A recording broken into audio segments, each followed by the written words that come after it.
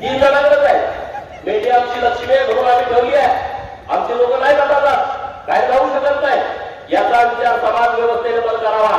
उगाच आला गुरासारखं मारला, हे बरोबर नाही. आरक्षणाची लढाई आम्ही लढतोय आणि 1,00,000% ते आरक्षण मिळवण्यासाठी जी काय ताकद लावावी लागेल ती आपल्याला लावायची आहे. त्याच्यासाठी आपण संघटित होऊ, त्याच्यासाठी आपण ताकदीनं पुढे जाऊ.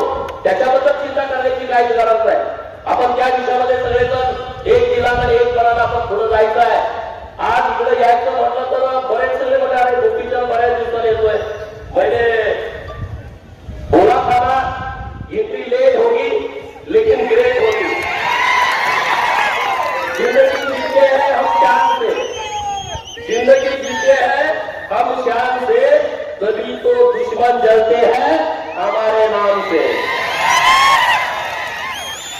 तभी तो दुश्मन जलते हैं.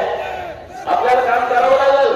अरे ममता बॅनर्जीची 15 वर्षाची सत्ता, ती कुणाला जुमानत नव्हती सत्ता.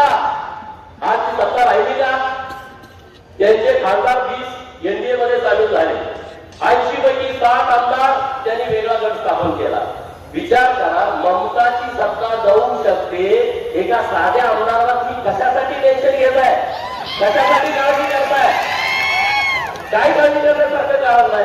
हे सगळे दिग्गज नेते तुम्हाला सपोर्ट करायला बसलेले आहे.